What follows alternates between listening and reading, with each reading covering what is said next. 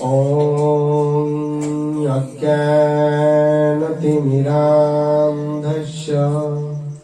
ज्ञानाञ्जनशलाकया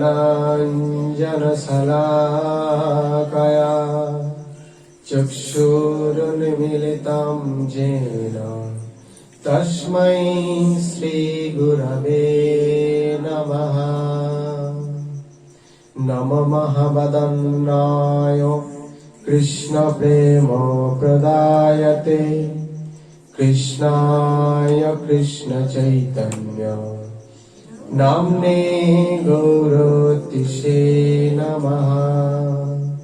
वृन्दावै तुलसी देवै प्रियावै केशवस्य च कृष्ण भक्ति पदे देवी सत्यवत्यै नमो नमः। जय श्री कृष्ण चैतन्य प्रभु नित्यानंद श्री अद्वैत गदाधर श्रीवासादि गौर भक्त वृंद। हरे कृष्णा कृष्णा कृष्णा हरे हरे हरे राम राम राम हरे हरे। সকলকে ধন্যবাদ। হরে কৃষ্ণ। তো আজকে আমরা আলোচনা করব সকাম থেকে নিষ্কাম। এর অর্থ কি? দুটো শব্দ, সকাম আর নিষ্কাম। সকাম শব্দের অর্থ কি?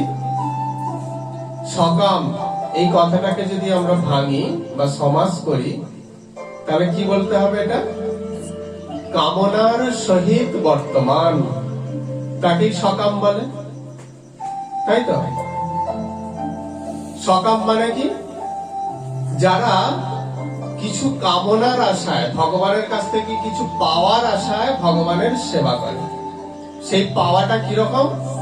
যে বস্তুটা আমি লাভ করব সেটা আমার জন্য। দেখো ভালো করে বোঝো, সকাম কি বললাম? কিছু চাওয়ার বিনিময়ে ভগবানের আরাধনা করা। যেই বস্তুটা আমি ভগবানের কাছ থেকে চাইছি সেটা কার জন্য? আমার জন্য, আমি ভোগ করবো বলে। এটাকে কি বলছে? সকাম। ঠিক আছে? আর নিষ্কাম কি? নেই কামনা, অর্থাৎ নিঃস্বার্থ ভাবে ভগবানের সেবা করা। প্রভু আমি কিছু চাই না তোমার কাছে, কেবল তোমার সেবা করতে চাই।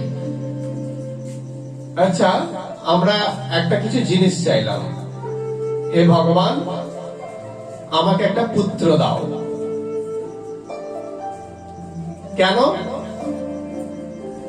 না? আমি তো সারা জীবন সুস্থ থাকবো না, সবল থাকবো না। তো আমার বৃদ্ধকালে এই পুত্র আমাকে দেখবে। এই যে পুত্র কামনা, এটাকে কি বলছে? কি কামনা? এটা সকাম কামনা। কেন না? নিজের জন্য চাওয়া ভগবানের কাছ থেকে। আর যদি এইরকম হয়, ভগবান আমাকে একটা পুত্র দাও, বলে কেন না? আমি তো চিরকাল এই সংসারে থাকবো না, তাহলে আমার পর তোমার সেবা কে দেবে? এই চাওয়াটা কার জন্য হলো? কৃষ্ণের জন্য। তাহলে এটা কি কামনা? এটাকেও কিন্তু, এটার মধ্যে কামনা আছে, কিন্তু থাকলেও এটা নিষ্কাম। কেন? নিজের জন্য নয়। আমি বৃদ্ধ হব, তো বৃদ্ধ হয়ে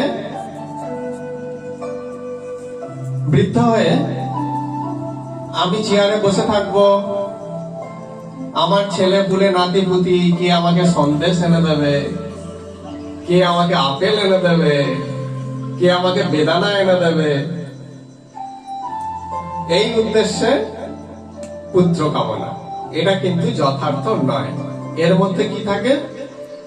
দুঃখ থাকে। আর কৃষ্ণের জন্য কামনা, ভাবটা হচ্ছে আসল। চাইতে ভগবান বারণ করেনি, কিন্তু চাওয়ার যে ভাব সেইটাকে পরিবর্তন করতে বলছে। যেমন এক বাগানে গোলাপ ফুল প্রস্ফুটিত হয়েছে, সকলে দেখে সকলেই কিন্তু ওই ফুল দুটোকে নেওয়ার জন্য কামনা করছে। তো একজন সেই ফুলটা প্রতি কি কামনা করছে না, আমি যদি ওই ফুলটা নিতে পারি তাহলে কি হবো না, ওই ফুলটা দিয়ে আমি আমার প্রেয়সীর মস্তকে দেব, তাকে কত সুন্দর দেখতে লাগবে। তার কামনা এইটা। আর একজন কামনা করছে, প্রভু গোলাপটা কত সুন্দর, এটা যদি আমি পেতে পারি রাধা কৃষ্ণের শ্রী চরণ কমলে অর্পণ করব। তাহলে চাইছে সকলেই, কিন্তু ভাবটা কি আলাদা। তোমার যদি জীবনে মনে হয় যে কিছু অপূর্ণ আছে, চাও, কিন্তু সেটা নিজের জন্য না, কৃষ্ণের জন্য, তাহলে কি হবে? সেই চাওয়াটা নিষ্কামের সমতুল্য হবে। ভগবান গীতায় বলছেন, গীতার 7ম অধ্যায়ের 20 নম্বর শ্লোক কি বলছেন? কামৈস্তৈস্তৈহিত জ্ঞানা প্রপদ্যন্তে অন্য দেবতা। অর্থাৎ যাদের মন জড় কামনা বাসনার দ্বারা অপহৃত হয়েছে, তারা অন্যান্য দেবদেবীর উপাসনা করে, মা লক্ষ্মীর পূজা করছে। কেন? ধন সম্পদ দেবে। মা সরস্বতীর উপাসনা করছে, কেন? বিদ্যা দেবে। আর অন্যান্য বিশ্বকর্মার পূজা হচ্ছে, কেন? আমাকে কাজ দেবে। তাহলে কি ভগবান এখানে কি বলছেন? আমি বলছি না, কিন্তু একবার ভাববেন, আমরা মারা গেলে বুকের ওপর যে বইটা চাপানো হয়, নাম জানেন তার? বইটার নাম গীতা। মরে গিয়ে আমার যদি বুকে চাপায়, আমি তো চোখ মেলা সেই বইটা খুলে দেখতে পাবো না কি লেখা আছে। তাহলে আমাদের বেঁচে থাকতে দেখা উচিত। তাহলে সেই বেঁচে থাকতে যেই বইটা দেখা উচিত, সেই বইটাতে লেখা আছে। কি লেখা আছে না, জড় কামনা বাসনার দ্বারা যাদের জ্ঞান অপহৃত হয়ে গেছে, তারা অন্যান্য দেবদেবীর উপাসনা করে। আর সেই অন্যান্য দেবদেবীদের কাছ থেকে যেটা লাভ করে, সেটা কি বস্তু? অনিত্য বস্তু। তাই সহজে লাভ হয়ে যায়। অনিত্য বস্তু। ভগবান আমাকে একটা চাকরি দাও, চাকরি দিয়ে দিল। ক বছর চাকরি করে বাবা? 60 বছরের পর তোমাকে বলে, যাও বাবা, তোমার অনেক বয়স হয়েছে, যাও। হ্যাঁ, 60 বছর, সেটাই বলছে, 60 বছর পর্যন্ত, অর্থাৎ 60 বছর বয়স পর্যন্ত। তাহলে বোঝা গেল, যাই চাই, প্রভু আমাকে একটা বড় বাড়ি দাও। প্রভু বড় বাড়ি দিয়ে দিলেন। যখন মারা যাব, রাস্তায় যদি মারা যাই, ওই মৃতদেহ ঘরে তুলিস না, দেখবি ভূত হয়ে 4 দোষ লেগে যাবে। ভূত হয়ে দেখবি তোলপান করবে, যা উঠোনে রাখ, বাইরে রাখ। বাবা, যেই বাড়িটা আমি প্রভুর কাছে কত কান্নাকাটি করে আমি আদায় করলাম, সেই বাড়িটাও আমার স্থান হলো না। তাহলে দেবদেবীদের কাছ থেকে পাওয়া বস্তুগুলি কি বলছে? অনিত্য। আমরা ধন সম্পদের জন্য মা লক্ষ্মীর উপাসনা করছি, লক্ষ্মীর পাশে নারায়ণটাকে তো রাখি না। নারায়ণ কোথায় গেল? এ কি সেই জড়জাগতিক স্বামী স্ত্রী নাকি? স্ত্রী উত্তর মেরুর দিকে যাত্রা করলে স্বামী যাবে দক্ষিণ মেরুর দিকে। সেটা তো নয়। লক্ষ্মী নারায়ণ অভিন্ন। নারায়ণ হলেন লক্ষ্মীপতি। তাহলে স্বামীর আরাধনা করলে স্ত্রী আসে, কিন্তু স্ত্রীর আরাধনা করলে স্বামীকে বাদ রেখে স্ত্রীও আসে না, স্বামীও আসে না। বলে কেন? বলে সে পতিব্রতা। পতিব্রতা নারীর ধর্ম কি? স্বামী যেদিকে যায় তাকে অনুগমন করাই সেই মানে পতিব্রতা নারীর ধর্ম। তাহলে আমরা মা লক্ষ্মী, এসো মা লক্ষ্মী, বসো ঘরে, বেশ খুব ধূপ দীপ ইত্যাদি দিয়ে খুব আরাধনা করলাম। আদৌ মা লক্ষ্মী আসলেন তো ভেবে দেখা প্রয়োজন। তো এখানে ভগবান ওই জন্যই বলছেন যে যাদের জড় কামনা বাসনার দ্বারা যাদের মন, যাদের জ্ঞান অপহৃত হয়েছে, তারাই অন্যান্য দেবদেবীর উপাসনা করে আমাকে ছেড়ে। হ্যাঁ, কিন্তু তারা বুঝতে পারে না যে আমারই উপাসনা করছে। মা লক্ষ্মীর পূজা হচ্ছে, মা কালীর পূজা হচ্ছে, মা দুর্গার পূজা হচ্ছে। নমঃ বিষ্ণু, নমঃ বিষ্ণু, নমঃ বিষ্ণু, নমঃ অপবিত্র পবিত্র বা সর্বাবস্থাঙ্গতো পিবা ইয়স্মরে পুণ্ডরীকাক্ষ সবাচ্চ অভ্যন্তরো শুচি। পুণ্ডরীকাক্ষ কার নাম? কৃষ্ণের নাম। কার নাম পুণ্ডরীকাক্ষ? বলো নম মাধব, মাধব বাচি, মাধব হৃদি। মাধবকে কৃষ্ণ। তাহলে কার পূজা হচ্ছে বাবা? সেটাই মনে রাখতে হয়। দেবদেবীরাও তাদের পূজা নেয় না কৃষ্ণকে বাদ রেখে। সেই জন্য মাধবের পূজাই আগে, মানে কৃষ্ণের পূজা। কৃষ্ণ ছাড়া কোন দেবদেবীও পূজা নেয় না। সেই কৃষ্ণকে প্রাপ্ত হতে হলে কি হতে হবে? নিষ্কাম হতে হবে, সকাম নয়। সকাম ব্যক্তিরা কখনোই কৃষ্ণকে লাভ করতে পারে না। একমাত্র নিষ্কাম ব্যক্তি, যারা প্রভুর শুধু সেবা চায়। প্রভুর কাছে এটাও তিনি আক্ষেপ করেন না, প্রভু দেখো আমার পাশের বাড়ির লোকটা, ও তোমাকে কোনোদিনও ফুল দেয় না, জল দেয় না, তুলসী দেয় না, খেতে দেয় না। তুমি ওকে দিয়েছো 10 তলা বাড়ি, 4টে ব্যবসা, 5টা চাকরি, এত বিঘা জমি, আর আমি জীবন ভর তোমার সেবা করছি, আমার তো কিছুই হলো না। এই অভিযোগটা সেই ভক্ত করে না। কেন? কারণ সেই ভক্ত ভগবত চরণে আত্মনিবেদিত। রাখবি মারবি जो ইচ্ছা তুহারা, নিত্য দাস প্রতি তুয়া অধিকারা। তুমি আমাকে কি দেবে সেটা তোমার ব্যাপার। আমি আমার পিতার অনুগত পুত্র। পিতা আমাকে পুজোতে কি কিনে দেবে, কিরকম জামা, কিরকম বস্ত্র কিনে দেবে, সেটা পিতার ব্যাপার। আমি তো শিশু, আমি জানি না তো আমাকে কোন রঙের পোশাকটা পরালে ভালো হবে। তাই পিতা মাতার ওপর সবকিছু সমর্পণ করে দেয়াই ভালো, তাই তো? ঠিক সেই রকম আমি জানি না প্রভু আমি পূর্বে কি কর্ম করেছি না করেছি। হয়তো তুমি যে আমাকে এই পরিস্থিতির মধ্যে রেখেছো, এটা আমার পূর্বের পাপ খণ্ডন হচ্ছে, বাঁধন মুক্ত হচ্ছে। তাহলে এটাই তো আমার মঙ্গল, এটাই তো আমার উপকার।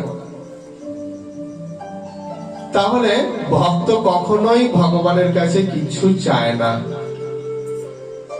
সে শুধু একটাই চায়, প্রভুর সেবা করতে।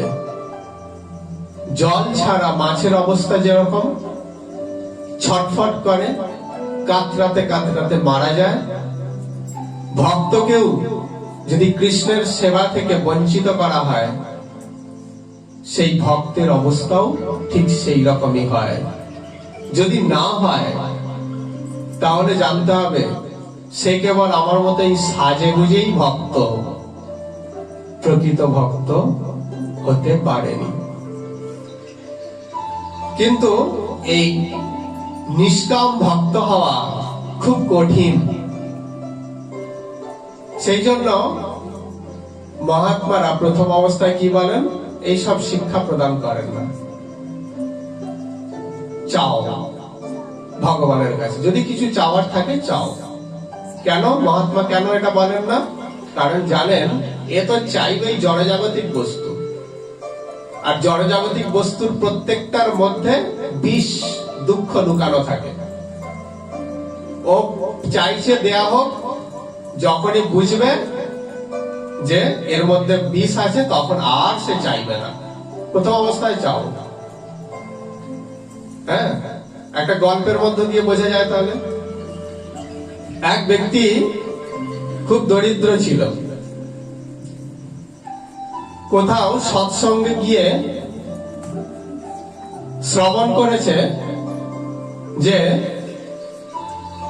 ভগবানকে তুলসী নিবেদন করে, অর্থাৎ ভগবানের চরণে যদি কেউ একটু ফুল, তুলসী আর জল প্রদান করে, ভগবান তার ঋণ শোধ করার জন্য ব্যস্ত হয়ে পড়ে। ভগবান নাকি খুব ঋণী হয়ে যায় সেই ভক্তের কাছে। তো সেই ব্যক্তি চিন্তা করলো, তাহলে আমিও দেবো, ভগবান আমার কাছে ঋণী হয়ে যাবে। যখনই ঋণী হয়ে যাবে তখন ভগবান আমাকে জিজ্ঞাসা করবে কি চাও বলো, তাহলে আমি তখন বলবো এই চাই।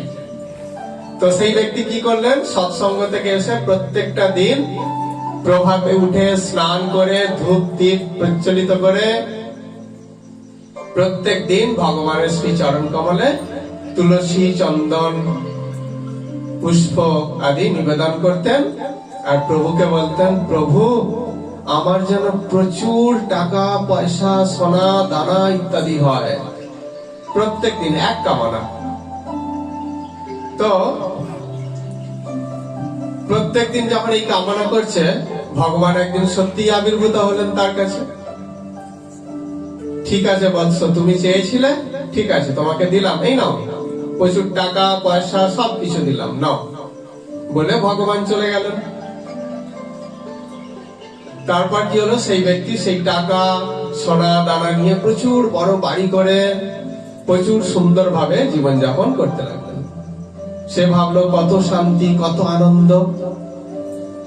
হলো কি, হঠাৎ একদিন রাত্রে তার সমস্ত সোনা দানা যেগুলো ভগবান দিয়েছিল, টাকা পয়সা সমস্ত কিছু ডাকাতে এসে লুট করে নিয়ে চলে গেল। পরের দিন খুব কান্নাকাটি। যাই হোক, কান্নাকাটি করে কিছু লাভ নেই, কারণ ভগবান তো বলেইছে কেউ যদি তাকে জল তুলসী একটু দেয়, ভগবান তার কাছে ঋণী হয়ে যায়। তাহলে আমি আবার দিতে আরম্ভ করি। কিন্তু হ্যাঁ, এবার আর টাকা পয়সা নয়, সোনা দানা টাকা পয়সা গুলো চুরি হয়ে যায়। তো এবার কি চাইবো?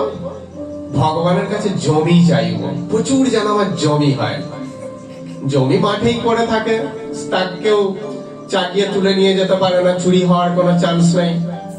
আসলে আমরা কি ভাবি জানো তো? ভগবানের থেকে আমরা খুব চালাক বেশি, সেটাই ভাবি। সেই জন্য কি হলো, প্রতিদিন গোবিন্দায় নমঃ বলে ফুল তুলসী দেয়। প্রভু, এর আগের বারের চাওয়াটা আমার ভুল হয়ে গেছে, এবারে আমাকে প্রচুর প্রচুর জমি দাও। ভগবান কি করলেন? সন্তুষ্ট হয়ে তাই তাকে বেশ কিছু জমি জায়গা প্রদান করলেন। প্রদান করে কি হলো, সেই জমি থেকে চাষবাস হয়, প্রচুর টাকা রোজগার করে, চাষবাস হয়। তো একবার কি হলো যে এই গ্লোবাল ওয়ার্মিং এর যুগে যেটা হয়, খরা বন্যা এগুলো ইত্যাদি, কি হলো, এক বছর প্রথম বছর ফসল রোপণ করেছে, বসিয়েছে, তো প্রচুর বৃষ্টিতে সব নষ্ট হয়ে গেল। যাই হোক, আবার বসাই, পরের বছর হবে। তারপরের বছর কি হলো, খরাতে নষ্ট হয়ে গেল। খুব চিন্তা, আমি বুদ্ধি খেলিয়ে ভগবানের কাছে চাইলাম যে সোনা দানা টাকা পয়সা চুরি হয়ে যায়, তার জন্য জমি দাও, কিন্তু জমিতেও দেখছি তো কিছুই হচ্ছে না। বছরের পর বছর হয় খরা, নয় বন্যা, কিছু একটা হচ্ছে। কি করা যায়, কি করা যায়? রাস্তায় যেতে যেতে চিন্তা করছে আর ভাবছে। যেতে যেতে কি হয়েছে, একটা সেলুন চোখে পড়েছে, চুল কাটার দোকান, লম্বা লাইন। কি হচ্ছে ভাই এখানে? এই তো গো চুল কাটছে সব। এত লাইন? বলে হ্যাঁ। ক টাকা করে নেয়? বলছে চুল দাড়ি 50 টাকা আর শুধু চুল 30 টাকা। তাই এত লোক লাইন দিয়ে দাঁড়িয়ে আছে, তার মানে তো যে চুল কাটছে নাবিদ ভাই এত করে বিশাল বড় লোক হয়ে যাবে, বিশাল। ঠিক আছে, তাড়াতাড়ি বাড়িতে এসেছে। প্রভু, আমি আগের দুটো চাওয়া ভুল চেয়ে ফেলেছি, আমাকে ক্ষমা করো, আমাকে এই বর দাও যেন আমি জন্মে জন্মে নাপিত হয়ে জন্মাই। বলে কেন? না, জমিতে ধান নাই গজার, লোকে চুলদারি গজাবেই। ধান না জন্মান আমি হবে না, চলবে না। কিন্তু এই যে করোনার বাজারে, যখন করোনা চলছিল, তখন মানুষ, অনেক মানুষ আধপেটা বা এরকম বা যাই হোক কষ্টে সংসার চালিয়েছে। ওই চুলদারি গুলো কি গজানো বন্ধ ছিল? সে তো গজিয়ে গেছে। সেই জন্য বলছে যে এবার আমাকে নাপিত হতে হবে। কি? ধান না জন্মালেও চুলদারি ঠিক গজাবে। ঠিক আছে ভগবান, তথাস্তু। এই জন্ম তো বাবা হবে না, পরের জন্ম তোকে নাপিত ঘরে জন্ম দেবো। ঠিক আছে। তো ভগবান কি করলেন? তাকে পরবর্তী জন্মে নাপিত ভাইয়ার ঘরে জন্ম দিলেন। কিন্তু এমন একটা ঘরে জন্ম দিলেন যেখানে পাড়া প্রতিবেশী সবাই ঈশ্বর সাধনায় মগ্ন, ধ্যানে মগ্ন। কার কত চুলদারি হলো তার আর খোঁজ নেই, তারা ধ্যানেই মগ্ন। আর ও খুর হাতে করে দাঁড়িয়েই থাকে, কে কখন আসবে, কেউ আসে না। মানে কেন? ওই যে সবাই ভগবত ধ্যানে মগ্ন। তাই তো আমরা নিজেকে সব থেকে চালাক বলে মনে করি, কিন্তু ভগবানের থেকে চালাক আর কে আছে বাবা? তারপরে কি হলো? যখন এইভাবে চলতে থাকছে আর চলছে না সংসার, কারণ সবাই ভগবত ধ্যানে মগ্ন, কারোর চুলদারি কাটার কথা আর মনে থাকে না। তখন প্রভুর কাছে বলল, প্রভু আমাকে ক্ষমা করুন, জড়জাগতিক সমস্ত চাওয়ার মধ্যেই দুঃখ বর্তমান, আমি এটুকু উপলব্ধি করতে পেরেছি, তুমি আমাকে করিয়েছ। তাই প্রভু আর নয়, আমি সোনা চাই না, টাকা পয়সা চাই না, জমি জায়গা চাই না, নাপিতের ঘরে জন্মাতেও চাই না, আমার স্বাদ মিটে গেছে। কি চাও তাহলে এবার? প্রভু তোমার সেবা করতে চাই। প্রভুর সেবাটাই হলো নিত্য, প্রভুর সেবা করাটাই হচ্ছে আনন্দময়। তাহলে এই ব্যক্তিও কি হলো? সকাম থেকে নিষ্কাম পরিণত হলো। যে যা চাই একটু ভেবে দেখবেন, যদি নিজের জন্য চেয়ে থাকি তাহলে কিন্তু সেখান থেকে দুঃখ লুকিয়ে আছে, 100% শিওর। চেয়ে ফেলেছি, তাহলে এবার কি করতে হবে? আগে তো সৎসঙ্গ করিনি, এবার কি করব? প্রভু ক্ষমা করো, আমার জন্য চেয়েছিলাম, কিন্তু না, আমি তোমার সেবায় লাগাবো এতে। ফলটা গাছ থেকে পেরেছিলাম, সৎসঙ্গ করিনি বলে, জানতে পারিনি, তাই ফলটা পারলাম নিজে খাবো বলে। কিন্তু হঠাৎ এক মহাত্মা এসে বলল, তুমি নিজে খাচ্ছ, তুমি জানো না ভগবানের জিনিস ভগবানকে না দিয়ে খেলে চোর বলে, গীতার 3য় অধ্যায় বলছে। তাহলে পারলাম ফলটা কার জন্য? নিজে খাবো বলে। এবার যেহেতু জেনে গেলাম, কি করব? আর কি নিজের জন্য খাওয়া উচিত? ভগবানকে ভোগ লাগিয়ে খাওয়া উচিত না? তাই আমরা চেয়ে ফেলেছি বাড়ি গাড়ি সন্তান, ভগবান দিয়েও দিয়েছেন, কিন্তু তার মধ্যে বিষ লোকানো আছে। সেটাকে শোধন করতে কি করতে হবে আমাদের? সেই সমস্ত বস্তুগুলোকে ভগবানের সেবায় নিয়োজিত করতে হবে। দেখো, আজ বলতেও আমার মানে খুব আনন্দ হয় যে তোমাদের যে সন্তানরা এখানে এসেছে, কত বয়স এদের? 5, 6 নাকি? 5, 6, 7 বছর এদের বয়স। এরা কত জানি না ভগবান এদেরকে কতটা বোঝাচ্ছেন। এরা অধীর আগ্রহের সঙ্গে শুনছে, শ্রবণ করছে। তাহলে এটা আপনারা আপনাদের সন্তানদের কি করলেন? কোথায় নিবেদন করতে চলেছেন? কোথায় করলেন? হ্যাঁ, তাহলে এদের মধ্যে যত বিষ ছিল, ভবিষ্যতে এদের কাছ থেকে দুঃখ পাওয়ার একটা কথা ছিল, এই বিষগুলো কি হচ্ছে, সৎসঙ্গে নষ্ট হয়ে যাচ্ছে, আর এদের কাছ থেকে আর কখনোই সেই বিষাক্ত বস্তু পাওয়ার আর কোনো সম্ভাবনা নেই। কে বলছেন? এটা ভগবান বলছেন। হরে কৃষ্ণ নিতাই গৌর প্রেমানন্দে, হরি হরি বল। জয় রাধে শ্যাম। তাহলে বোঝা গেল যে ভগবানের ভক্ত হতে হবে কি, নিষ্কাম ভাবে শুধু ভগবানের সেবা করব। যে ব্যক্তি কিছু চাওয়ার বিনিময়ে ভগবানের সেবা করে, ভগবান তাকে মনে রাখে না। যে ব্যক্তি কিছু না চেয়ে ভগবানকে মনে রাখে, তার সেবা করতে চায়, ভগবান তাকেই প্রীতির সঙ্গে হৃদয়ে তাকে স্থান দেয়। একটা উদাহরণ দিলে বোঝা যাবে। দেখুন, আমি কোন এক জায়গাতে বেড়াতে গেছি, তো সেখানে বেড়াতে গিয়ে দেখলাম যে আমি প্রচুর ঘুরতে ঘুরতে ক্লান্ত হয়ে পড়েছি, ক্ষুধা তৃষ্ণায় কাতর হয়ে পড়েছি, ক্ষুধা তৃষ্ণাতে কাতর হয়ে পড়েছি। তো আমার পকেটে কিছু পয়সা ছিল, আমি কি করলাম, সেই পকেট থেকে টাকা বার করে দোকানে গেলাম, কিছু খাবার কিনলাম, কিনে খেয়ে নিলাম। ক্ষুধা তৃষ্ণা দূরীভূত হলো, হলো তো? আমি এবার বাড়ি ফিরে এলাম।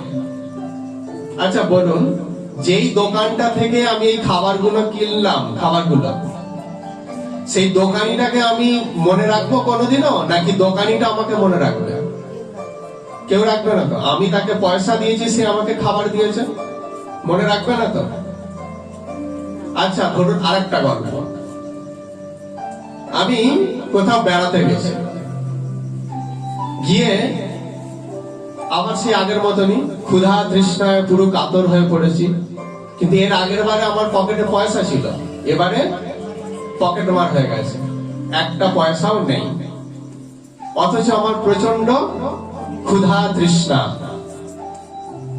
তো আমি কি করি, দোকানে যদি যাই খাবার আনতে, সে তো আগে হাত পাতবে, টাকা দাও তবে দেবো, সেই লজ্জায় কোথাও যেতেও পারছি না।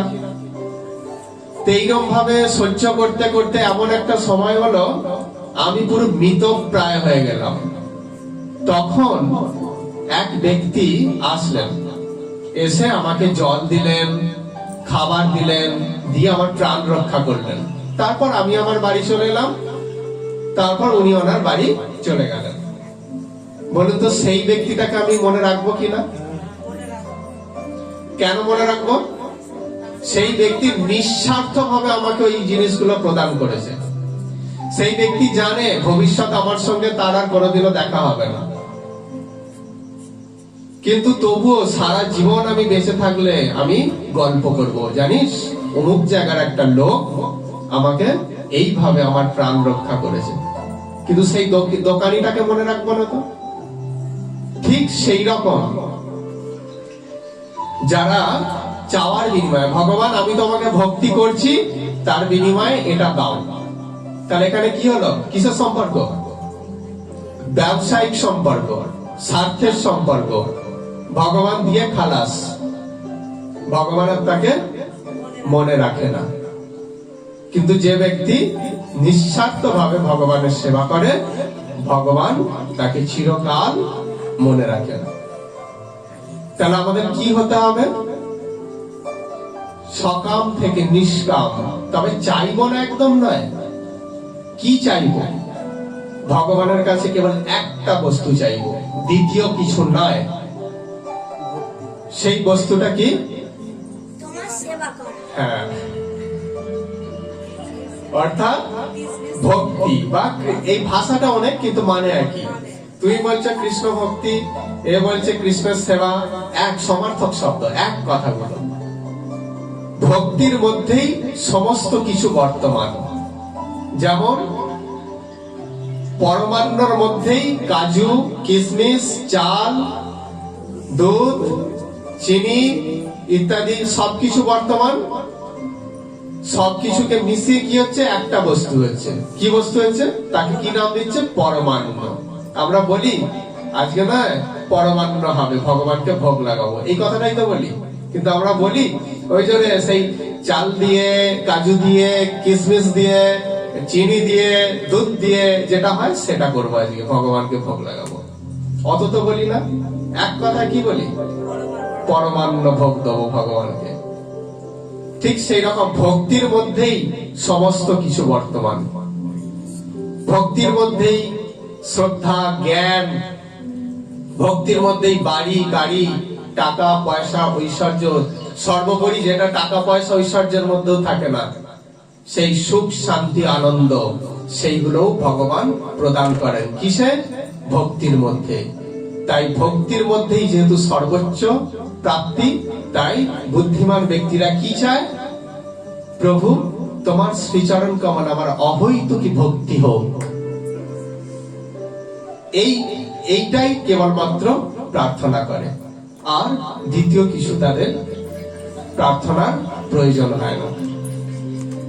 বোঝা গেল? তাহলে ভগবানের প্রতি কর্তব্য পালন করে যাও। ওই ভগবান তো আমাদের প্রতি প্রত্যেকটা মুহূর্তে কর্তব্য পালন করছে। তিনি তো কিছু চাননি আমাদের কাছে। প্রত্যেকটা মুহূর্তে আমরা অক্সিজেন নিচ্ছি, সেটা আমার বাবা মা তৈরি করে, আত্মীয় স্বজন তৈরি করে? করে না তো। কে করে? কৃষ্ণ তৈরি করে আমাদের যোগান দিচ্ছে। মা তো রান্না করে দিয়েছে, সবজিগুলোকে উৎপন্ন করেছে, মানে চাষি। বীজ কোথায় পেল? ভগবান সৃষ্টি করেছে। ভগবান গাছে গাছে ফল ফুলিয়েছে, ফুল ধরিয়েছে, সবজি প্রদান করেছেন। কার জন্য?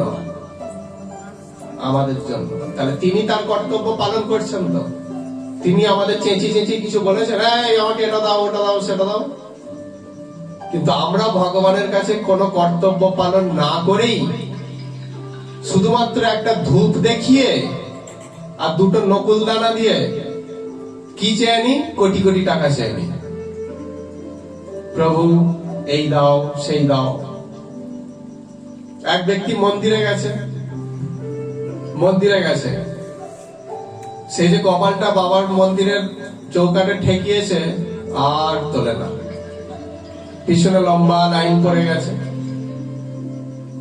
কেউ কেউ পিছন থেকে রেগে যাচ্ছে, হ্যাঁ এত কম ধরে প্রণাম করে। হ্যাঁ, পাশের জন্য দাঁড়া, কত ভক্তি দেখুন, ওনাকে করতে দিন। কত ভক্তি ভরে ভগবানকে প্রণাম করছে, আর আপনি রেগে যাচ্ছেন। মানে এটা ভক্তি নয়। কি বলুন তো? বাড়ি থেকে লিস্ট করে এনেছে, সেই লিস্টটা দেয়া হচ্ছে ভগবানকে। কি? প্রভু বড় ছেলেটা চাকরি পেয়েছে, এবার ছোটটার ব্যবস্থা করে দাও। প্রভু বড় মেয়েটার ভালো জায়গায় বিয়ে হয়েছে, ছোট মেয়েটার একটু ব্যবস্থা করে দাও। প্রভু ওই রোডের গায়ে ওই জমিটা বিক্রি হচ্ছে, ওটা যদি নিতে পারি না, ওখানে একটা লজ করলে শ্রাবণী মেলাতে প্রচুর চলবে। প্রভু প্লিজ ওটা একটু পাইয়ে দাও। প্রভু একটা গাড়ি যাই, মানে কেন? ওই লজটা নিয়ে ওর সঙ্গে একটু মামলা মোকদ্দমা হয়েছে, কত ট্রেনে বাসে যাব, আমার পায়ে ব্যথা হয় যেতে যেতে। প্লিজ প্রভু একটা গাড়ি একটা করে দাও। এই সব মন্ত্র উচ্চারণ হচ্ছে, আর পিছনের ব্যক্তিরা ভাবছেন কি ভক্তি। যাই হোক, বাবাকে কি করলো তখন? ওই 10 টাকার ডালা দিয়ে পুজো দিয়ে বাড়ি গেল। বাড়ি ফিরতে না ফিরতেই দেখা গেল যে জামাই এসেছে, বড় জামাই। ও বাবা কখন আসলে? আচ্ছা আচ্ছা আচ্ছা, এসো বসো বসো বসো। বাড়ির যে কাজের লোক, তাকে 1000 টাকা হাতে দিয়ে, আর বাজারে সেরা ইলিশ গলদা চিংড়ি কি সব নাম তাও জানি না, ভুলে গেছি। তো এই সবগুলো তাড়াতাড়ি নিয়ে চলে আসবে। বাবাকে ক টাকা দিলে? 10 টাকা। জামাইয়ের জন্য ক টাকা? তাহলে জামাইকে চাইলে না কেন, বাবার কাছে গেলে কেন? জামাইকে চাইতে পারতেন, জামাই আমাকে এই দাও সেই দাও, ওং জামাই ভো নমঃ, মন্ত্রটা এটা হওয়া উচিত। সেটা না হয়ে বাবাকে কেন চাইলে বাবা? এগুলোই কি আমাদের জীবনের ভ্রান্তি। এর মধ্যে কি থাকে? দুঃখটাই লুকিয়ে থাকে। সেই জন্য ভগবান কি বলছেন? ভগবান আমাদেরকে বলছেন যে নিষ্কাম ভক্ত হও, সকাম নয়। অর্থাৎ কিছু চাওয়ার বিনিময়ে ভগবানকে ভালোবাসা, এটা কিন্তু সঠিক কখনোই নয়। তুমি নিঃস্বার্থ ভাবে ভগবানকে ভালোবেসে যাও, দেখবে ভগবান তোমাকে কি দেয় আর না দেয়। তুমি ধৈর্য ধরো। আমাদের ভক্তি জীবনের একটা অলংকার হলো ধৈর্য। ভগবানের কাছ থেকে সেরা বস্তু প্রাপ্ত হওয়ার জন্য ধৈর্য। সেরা বস্তুটা কি? ভগবত ধাম, অর্থাৎ ভগবান শ্রীকৃষ্ণকে লাভ করাটাই হলো আমাদের, ভগবানই হলেন সেরা বস্তু। তাই কোন ভক্ত যখন নিঃস্বার্থ ভাবে ভগবানের সেবা করে সারা জীবন ব্যাপী, তখন কি হয়? সেই ভক্তকে আনার জন্য তার যখন অন্তিম দিন, অন্তিমকালে স্বয়ং ভগবান এসে তাকে নিয়ে যান। যারা নরকে যায় তাদেরকে কে আনতে আসে? যমরাজ নয়, যমরাজ দূত পাঠান। দূত পাঠান, তিনি নরকপুরীর রাজা, তিনি দূত পাঠিয়ে দেন। কিন্তু কৃষ্ণ কি? কৃষ্ণ স্বয়ং আনতে আসেন। তুমি আমার জন্য অনেক করেছো, আমি তোমাকে কিচ্ছু দেইনি ইচ্ছা করে। আমি দেখতে চেয়েছি আমার প্রতি ভালোবাসা তোমার কতটা খাঁটি। আচ্ছা বলুন তো, এক মায়ের 2 সন্তান আছে। এক সন্তান মাকে মানে মাস গেলে প্রচুর প্রচুর টাকা দেয়, শাড়ি অলংকার এনে দেয়। আর এক পুত্র, সে খুব দরিদ্র, সে মাকে কিছু দিতে পারে না। যদি তিনি প্রকৃত মাতা হন, 2 সন্তান কি সমান দৃষ্টিতে দেখবেন তো? দেখবেন তো? তো যিনি দিতে পারছেন না তাকেও যেই দৃষ্টিতে দেখবেন, যিনি দিচ্ছেন তাকেও সেই একই, কারণ সন্তান। ঠিক সেরকম ভক্ত ভগবানকে আলাদা দৃষ্টিতে দেখে। তুমি দাও আর নাই দাও, তুমি আমার ভগবান। চৈতন্য মহাপ্রভু শিক্ষাষ্টকমে বলছেন, তুমি আমাকে আলিঙ্গন করে বুকে জড়িয়ে রাখো কিংবা পায়ে দলিত করো, যা ইচ্ছা করো, কিন্তু আমি জানবো তুমি আমার একমাত্র প্রভু, তুমি আমার একমাত্র গতি, তোমার সেবা করাই আমার একমাত্র লক্ষ্য। এর থেকে বড় প্রেম আর কি আছে বলুন তো? আমরা যে সম্পর্ক বর্তমান যুগে, সেটা কিরকম সম্পর্ক? ফেলো করি মাখো তেল, করি দাও তেল মাখো। কিন্তু ভক্ত আর ভগবানের সম্পর্ক কিরকম? সেটা নয়। ভগবান তাকে পরীক্ষা করার জন্য ভিখারি করে দিচ্ছেন। রাজা হরিশ্চন্দ্রকে করে দেয়নি রাজা থেকে ভিখারি? কিন্তু ভগবান পরীক্ষা নিলেও ভক্ত তার সেই পরীক্ষাতে সদা উত্তীর্ণ হয়েছেন। তাই সমস্ত কিছু ফিরে পাননি, শেষ পর্যন্ত পেয়েছিলেন তো সমস্ত কিছু। ভগবান দেখেন পরীক্ষা নিয়ে, কিন্তু তাতে হেরে গেলে হবে না। তো যাই হোক, আমাদের কর্তব্যে স্থির হতে হবে। ভগবান সর্বদা আমাদের প্রতি কর্তব্য পালন করছেন, তাই আমাদের কর্তব্যে সর্বদাই স্থির থাকতে হবে। না হলে কিন্তু কখনোই আমরা তাকে লাভ করতে পারবো না, তার কৃপা আমরা কখনোই পাবো না। এই চৈতন্য মহাপ্রভুর এই শিক্ষা, অর্থাৎ যেটা শেষে বলা হলো, হ্যাঁ, তিনি আরো বলছেন, আমি ধন চাই না, জন চাই না, সুন্দরী চাই না, কিচ্ছু চাই না, আমি কেবল তোমার শ্রী চরণ কমলে অহৈতুকী ভক্তি লাভ করতে চাই।